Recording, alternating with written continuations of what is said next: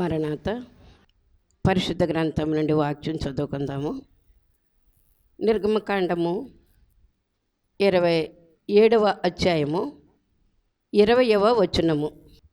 దీపము నిత్యము వెలిగించునట్లు ప్రదీపమునకు దంచి తీసిన అచ్చము ఒలీవల నూనె తేవలనని ఇశ్రాయేలులకు ఆజ్ఞాపించను. నెక్స్ట్ వచనం.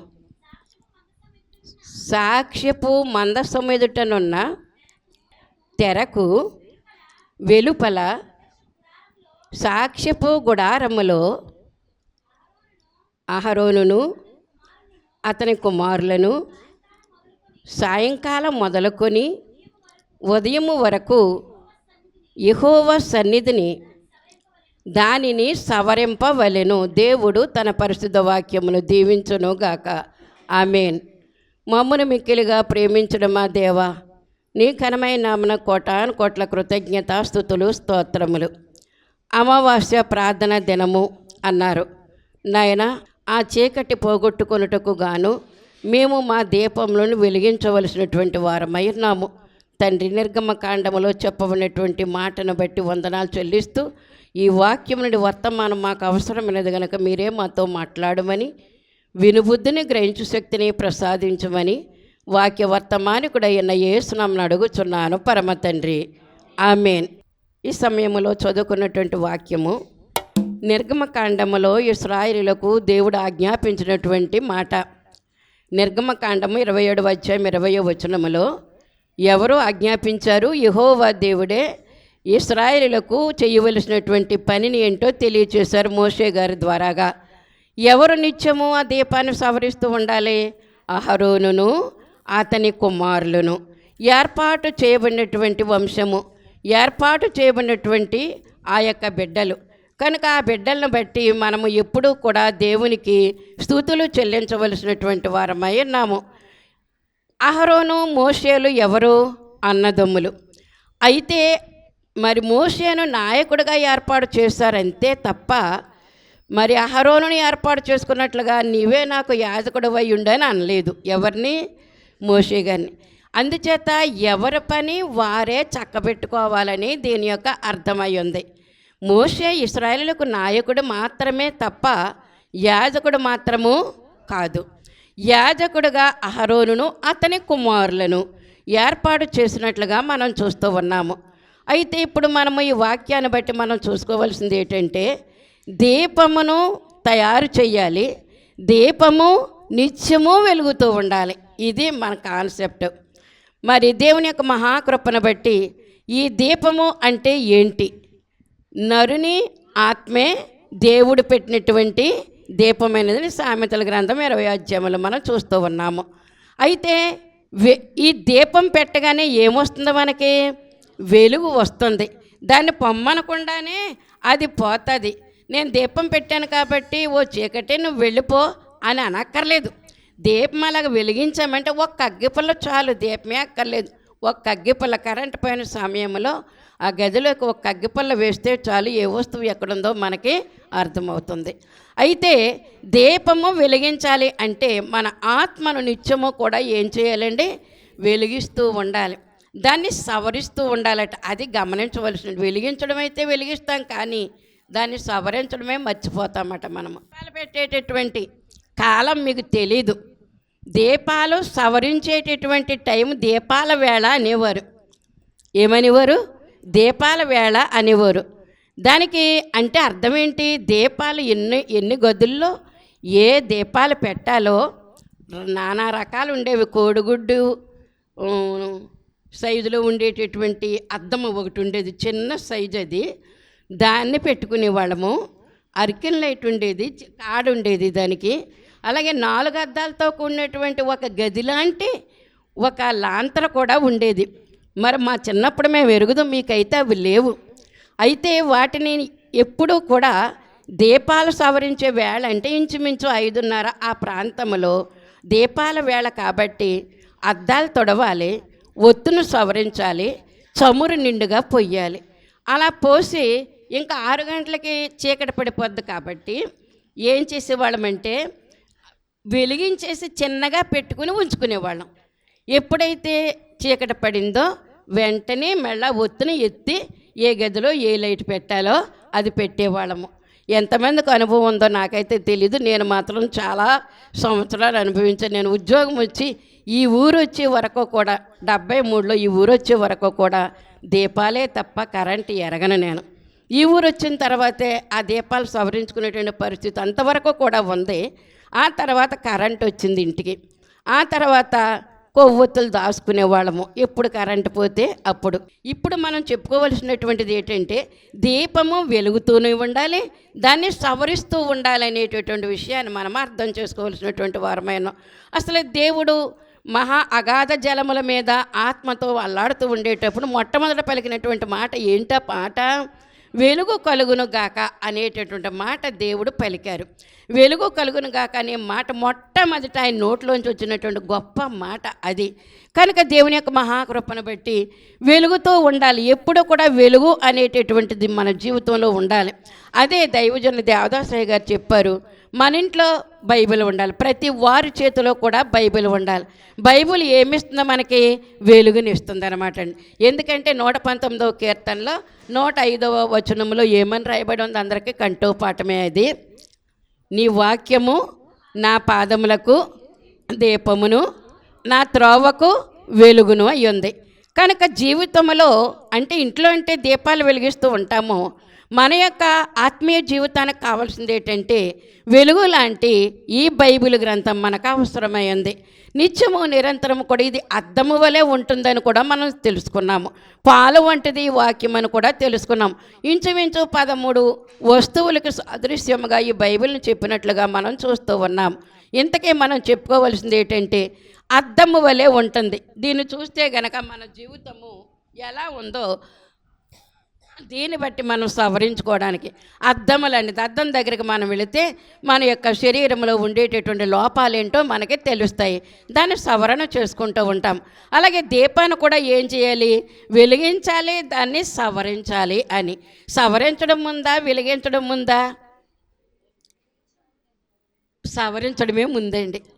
ఎందుకంటే దీపాల వేళ అన్నాను కదా, ఆ దీపాల వేళలో ఏం చేయాలి? చమురు పోసుకోవాలి, ఒత్తు సవరించాలి. ఆ యొక్క గ్లాసులు అంటే చుట్టూ ఉండేటటువంటి ఆ గ్లాసును కూడా ఏం చేయాలంటే తుడవాలి. ఏ రోజున తుడవకపోతే ఆ రోజునే మసి అయిపోతుందండి. ఏ రోజున తుడవకపోతే ఆ రోజున మనకి ఏం చేస్తుంది తెలుసా? కొడిగట్టేస్తుంది. ఆ యొక్క ఒత్తును గిల్లకపోతే గనక కొడిగొట్టేస్తుంది. అలాగే చమురు పొయ్యకపోతే గనక ఏ అర్ధరాత్రిలోనూ ఏమవుతుందో తెలుసా?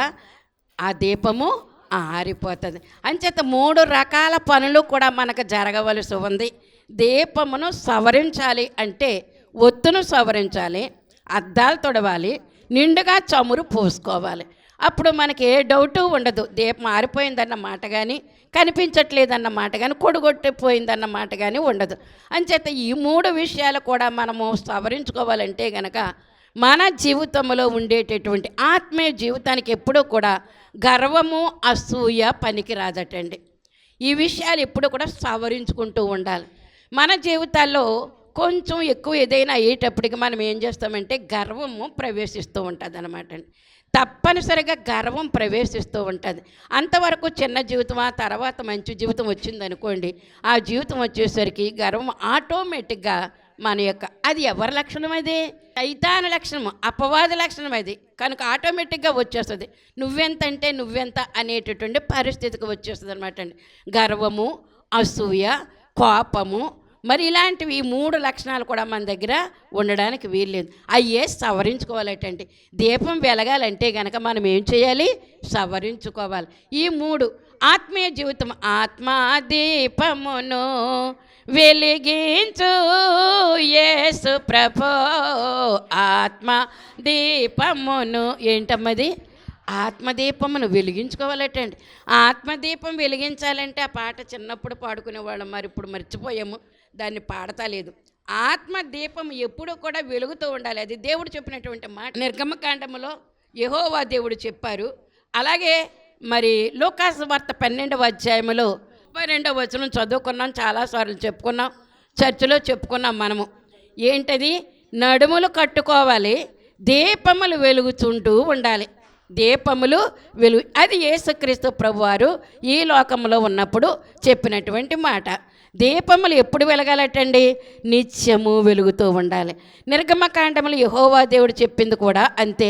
దేవుని యొక్క సన్నిధిలో ఎప్పుడూ కూడా దీపము ఆరిపోకుండా వెలుగుతూ ఉండాలని సెలవిచ్చినటువంటి మాట అయి ఉన్నదని మనం జ్ఞాపకం చేసుకుంటూ ఉండాలని దేవుడు మనకు తెలియచేస్తూ ఉన్నారు.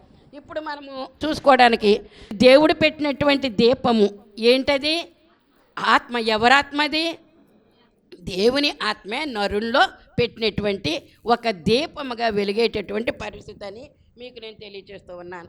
అయితే ఇప్పుడు మనం చూడవలసినటువంటి విషయం ఏంటంటే, ఎప్పుడూ కూడా దీపం వెలుగుతూ ఉండాలంటే నూనె కావాలనుకున్నాం కదా, దంచి తీసిన అచ్చము ఒలీవ నూనె అన్నారండి. నూనె కూడా ఎలాగ ఉండాలి?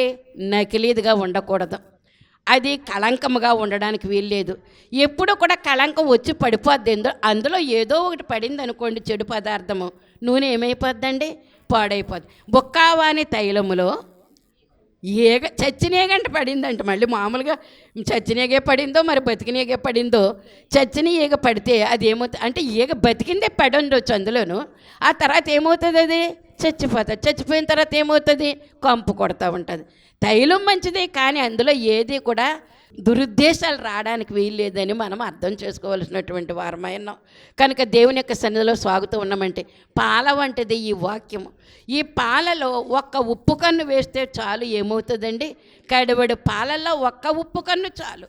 కడివెడు పాలు, ఉప్పు కన్ను ఒక్కటే, అది విరిగిపోతుంది. కనుక పాలు కూడా అన్నట్టండి, విరిగిపోయే వరకు అది విరిగిందని తెలియదట మనకి. అవునా? తెలియదు ఏంటి? పాలు పుచ్చుకుంటున్నాం, పొయ్యి మీద పెట్టిన తర్వాతే అవి విరిగిపోయాయో లేదో మంచిగా ఉన్నాయో మనకు తెలుస్తుంది అనమాట. అంచేత పైకి పాలుగానే ఉంటాం, కానీ పైకి నిష్కల్మషమైనటువంటి మనుషులుగా ఉంటామే, కానీ లోపల మనలో ఏ దుర్గుణాలు ఉన్నాయో మనకు అర్థం కావు. అది తెలిసే వరకే, కానీ అది మిగిలిన వరకు అది తెలియదు. కనుక అందుకే మనల్ని మనం పవిత్రపరచుకోవాలి. దేని చేత? ప్రభు యొక్క రక్తము చేత. యేసు రక్తమే జయము. ఏమనుకుంటున్నామండి మనము? యేసు రక్తమే, అది మాత్రమే. యేసు రక్తమే అంటే ఏంటో తెలుసా?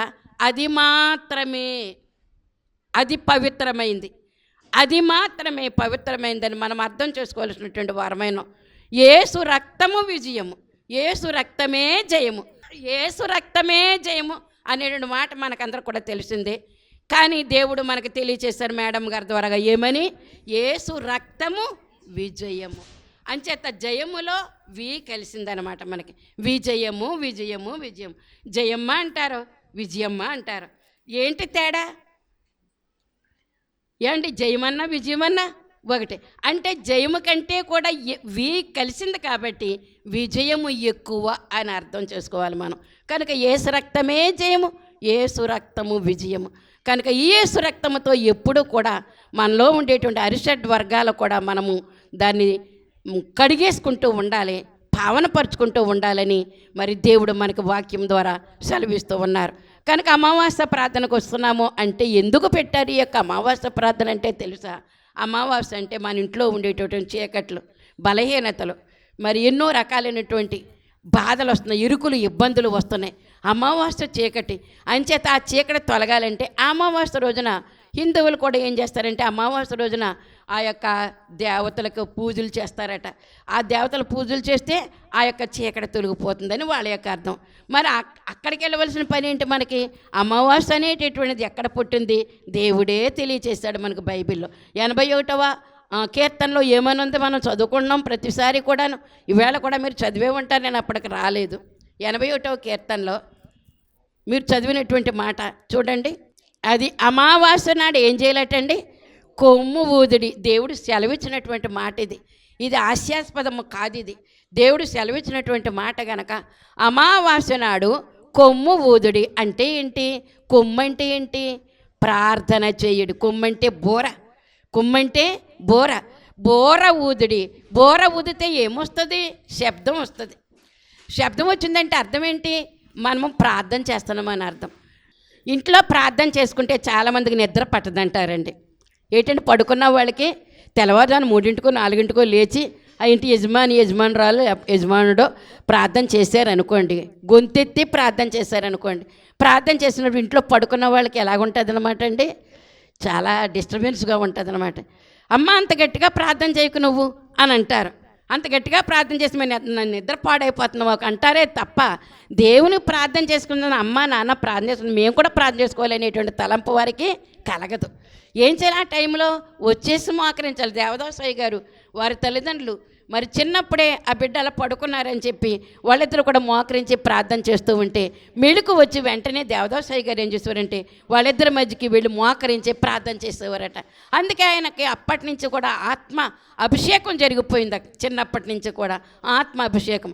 అందుకే మన పిల్లల్ని కూడా లేవగలిగితే కనుక వాళ్ళని లేపి మన దగ్గరికి తీసుకొచ్చి మనతో ప్రార్థనలో ఏకీభవింప చెయ్యాలి. అందుకే పిల్లల్ని ఆటంకపరచడానికి వీల్లేదు.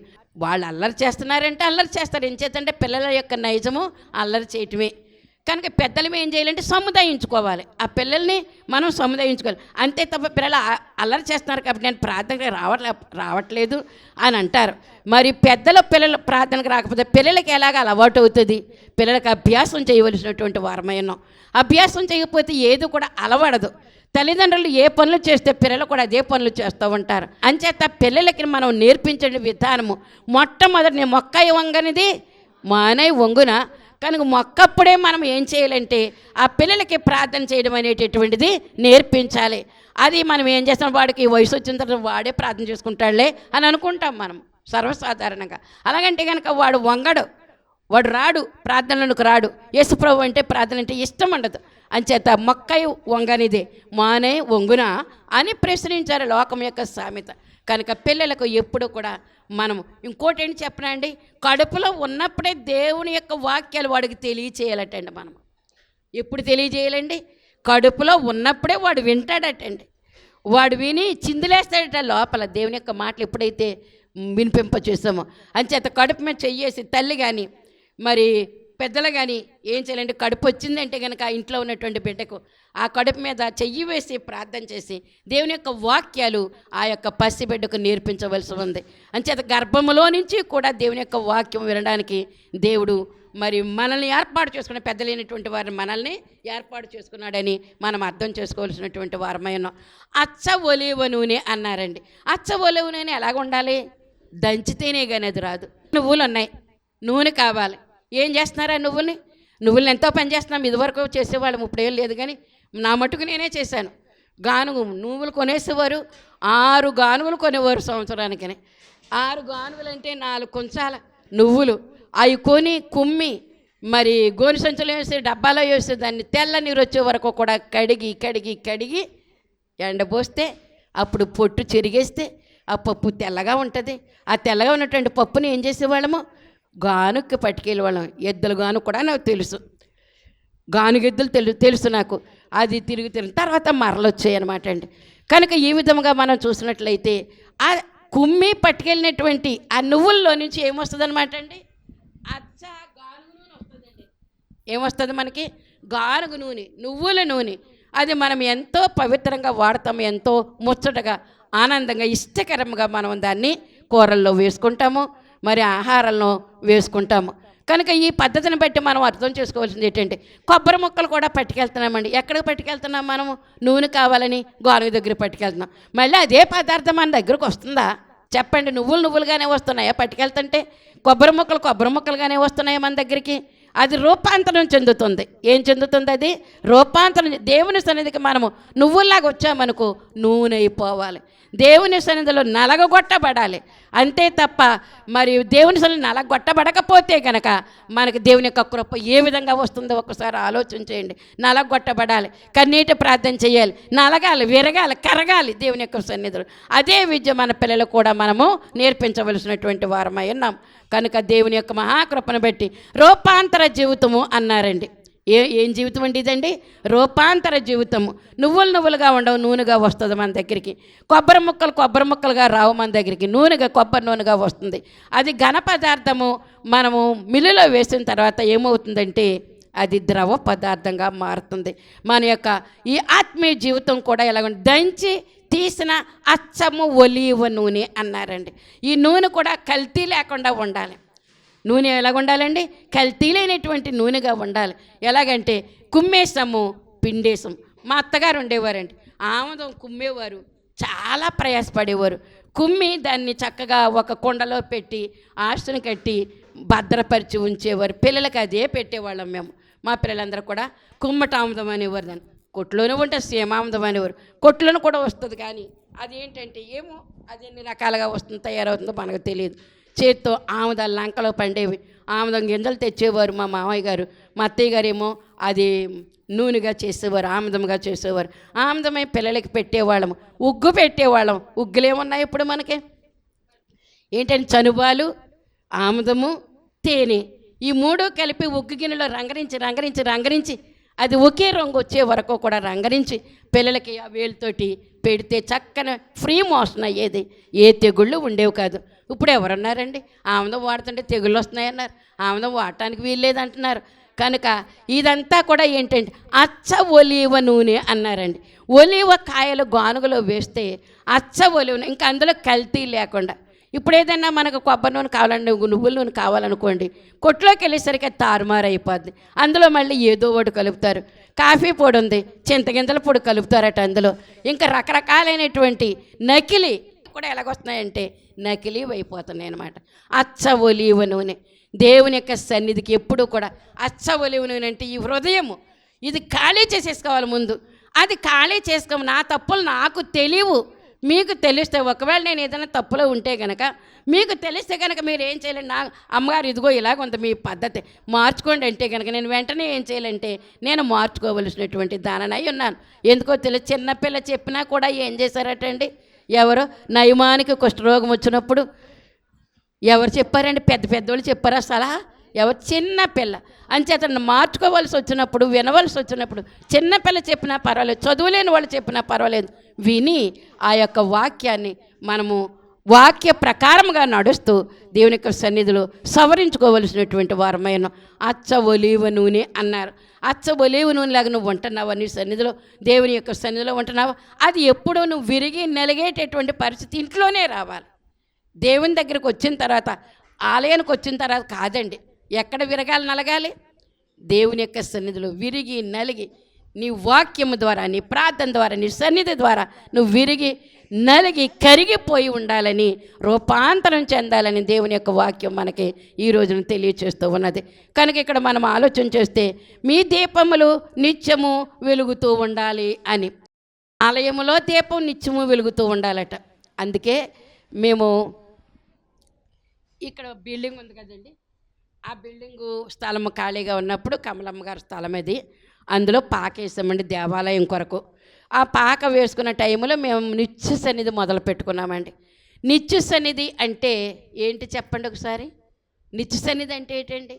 నిత్యము వెలుగుతూ ఉండాలన్నారండి, నిత్య సన్నిధి అన్నారండి. ఇప్పుడు నిత్య సన్నిధి మేము ఏలూరు సామేలయ్య గారు ప్రెసిడెంట్ గారు, ఆయన సభలకు వచ్చారు, మేము పెట్టినటువంటి సభలకు వచ్చారు. వచ్చినప్పుడు ఆయనతో మేము ప్రార్థన చేయించుకున్నాం. ఏం ప్రార్థన ఇది? సన్నిధి స్త్రీల ప్రార్థన. 7 కలిసి సన్నిధి స్త్రీలుగా ప్రార్థన చేయించుకున్నాం. ప్రార్థన చేయించుకుంటే సరిపోదండి, నిత్యము కూడా 7 కూడా రోజు దేవాలయానికి రావాలి, దేవాలయంలో ప్రార్థన చేయాలి. 1 గంటని పెట్టుకున్నాం మేము. రాత్రి 7 గంటల నుంచి 8 గంటల వరకు అని పెట్టుకున్నాం. 10 అయ్యేది, 11 అయ్యేది ఇంటికి వెళ్ళేసరికి. నలగొట్టాడు దేవుడు మమ్మల్ని, మోకాళ్ళ మీద నలగొట్టాడు దేవుడు, వాక్యములో నలగొట్టాడు దేవుడు, సన్నిధిలో నలగొట్టాడు దేవుడు. ఎన్నో వరాల ఫలాలు మేము పొందుకున్నామండి. కనుక అటువంటి నిత్య సన్నిధి అంటే నిత్యము వెలుగుతూ ఉండాలి. వర్షం వస్తే ఈ దేవాలయానికి అక్కడ అదంతా కూడా, ఆ స్థలం అంతా కూడా లోతుగా ఉండి నీరు నిండిపోయి రకరకాల కప్పలు తేలిపోయాయి. అక్కడ రకరకాల కప్పలు అరుస్తూ సంగీత సమాజంగా ఉండేవి. పెద్ద పెద్ద కప్పలు, రంగుల కప్పలు, ఎన్నో పువ్వులతోటి ఉండేటటువంటి కప్పలు ఇప్పుడు లేవు. ఆ కప్పలు ఏమీ కూడా కనిపించట్లేదు. ఆ కప్పలు బెకబెకమంటూ ఆ పాటలు పాడుతూ, అవి పాటలు పాడినట్టే ఉండేవి, మాకంటే కూడా అవే పాటలు పాడుతూ ఉండేవి. అన్ని కప్పలు దేవాలయంలో కూడా వచ్చినా సరే చాప కింద ఉండేవి. అయినా సరే సన్నిధి ఎప్పుడు కూడా మేము మానలేదండి. దీపం పట్టుకుని అక్కడ కరెంట్ కూడా కాదండి, ఇలాంటి దీపాలు చిన్న చిన్న దీపాలు అరికెన్ లాంతర్లు పట్టుకొని మరి ఊళ్ళో నుంచి వచ్చేవారు, బామ్మగారు సంఘం అక్కడి నుంచి 10-15 మంది వచ్చేవారు. అయినా సరే నిత్యము ప్రార్థన చేసుకోవాలనేటటువంటి తలంపుతో, నిత్యము సన్నిధి కావాలనే తలంపుతో మేము అలాగ చేసినటువంటి దినాలు మీకు తెలియచేస్తూ ఉన్నాను. అదే వరవడి దేవుని కృపను బట్టి ఇప్పుడు కూడా నిత్య సన్నిధి సాగుతూ ఉంది. అవునా కదా? చెప్పండి, చేతులు ఎత్తండి. నిత్య సన్నిధి అంటే తెలిసినటువంటి వారందరూ కూడా నిత్య సన్నిధి ఇప్పుడు కూడా మరి ఇక్కడ సాగుతూనే ఉందని మీకు నేను తెలియచేస్తూ ఉన్నాను. కనుక నిత్యము అచ్చ ఒలీవ నూనెతో ఏం చేయాలండి? దీపము వెలిగించాలి. కల్తీ లేనిటువంటి, హృదయానికి కల్తీ లేనిటువంటి, ఈ యొక్క మనసు కల్తీ లేనిటువంటి, శరీరానికి కల్తీ లేనిటువంటి ఆ యొక్క అచ్చ ఒలీవ నూనెతో మేము నిత్యము సన్నిధి చేసుకునేటువంటి అలవాటు, ఆ అలవాటు దేవాలయం కట్టుకున్న తర్వాత కూడా దేవాలయంలోకి ఆ యొక్క సన్నిధిని మేము ఎంతో ఆనందంగా తీసుకొచ్చేవాళ్ళము. మీకు తెలియచేస్తాను, ఎందుకంటే సన్నిధి అనుభవం మీకు తెలీదు, మా అనుభవాలు మీకు తెలియదు. మీకు ఒకవేళ సన్నిధి ఇంట్లో ఉంటే ఉండొచ్చు. అయితే ఇదంతా కూడా పెద్ద మడుగుగా ఉండేదని ఇక్కడ మరి 4 వైపులా కూడా 4 క్రూర జంతువులు ఈ సన్నిధిని చెడగొట్టాలని ప్రయత్నం చేస్తూ ఉన్నాయటండి. అందులో ఒక చక్కని పెద్ద చేప ఉంది ఆ మడుగులో, దర్శనములో. ఆ మడుగులో ఉంటే ఆ చేపను చంపాలని, పట్టుకుని తినేయాలని ఓ పక్కన కుక్క, ఓ పక్కన సింహము, ఓ పక్కన నాగుపాము, ఓ పక్కన ఇంకొక క్రూర సింహము, అవన్నీ కూడా పట్టుకుని ఎప్పుడు దొరుకుతుందా అని మధ్యలో వీదుతుంది. అది ఎప్పుడు దొరుకుతుందా అని వనేస్తూ ఉన్నాయన్నమాట. అయితే చేప భయపడుతుంది. అయ్యో, ఈ 4 ఏపులు కూడా 4 ఉన్నాయి, ఏ గొట్టుకు వెళ్ళాలి, నేను మధ్యలో ఉన్నాను, నేను నన్ను చంపేసేలాగున్నాయి, తినేసేలాగున్నాయి 4ను అని 4 వైపులా అది చూస్తూ భయపడుతూ ఉంటే ఏలియా ప్రవక్త దిగారు అందులోకి. ఎవరు దిగారండి? ఏలియా ప్రవక్త. ఏలియా ప్రవక్త అంటే ఎవరు చెప్పాలి? ఏలియా ప్రవక్త అంటే ఎవరు అంటే అగ్ని ప్రవక్త అనాలి. మీరు ఏమనాలి? అగ్ని ప్రవక్త. ఎందుకంటే అగ్ని దించిన ఆయన, అగ్ని రథాలతో దేవుని సన్నిధికి వెళ్ళినటువంటి ఆయన. ప్రభువా, నీకు వందనములు, స్తుతులు, కృతజ్ఞతలు తండ్రి. నువ్వు వెలుగై ఉన్నావు, మమ్మల్ని వెలుగుగా చూసావు. ఈ దీపాలు ఇప్పుడు కూడా వెలుగు చూడాలని మీరు కోరారు నా తండ్రి. దేవాలయంలో కూడా నిత్యం దీపం వెలగాలన్నారు. మా శరీరం అనేటి దేవాలయంలో ఈ యొక్క ఆత్మదీపం ఎప్పుడూ కూడా వెలుగుతూ ఉండేటటువంటి స్థితి మాకు దయచేయండి. నిత్యము ప్రార్థన, నిత్యము పాటలు, నిత్యము సన్నిధి, నిత్యము వర్తమానం వింటూ మా జీవితాలను సరి చేసుకుంటూ ఉండేటటువంటి స్థితి, శక్తి విన్నటువంటి మేమందరము కూడా మా జీవితాలు సరి చేసుకోవడానికి ఒత్తులు ఎప్పుడు కూడా గిల్లుతూ ఉండాలి.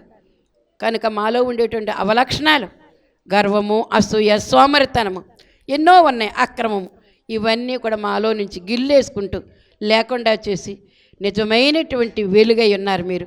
నిజమైన వెలుగుగా మేము ఉండటకు సహాయం చేసి అందుకు సరిపడినటువంటి నాయన మరి సహవాసం మేము చేస్తూ ఉండే కృప దయచేసి 2వ రాకడకు ఆయత్తపరచుకోమని అతి శీఘ్ర కాలంలో పెండ్లి కుమారుడుగా మా కొరకు రానయ్యన్న యేసు పరిశుద్ధ నామమున మిక్కిలి నామముతో బ్రతిమలాడి వేడుకొంచున్నాం పరమ తండ్రి. ఆమేన్.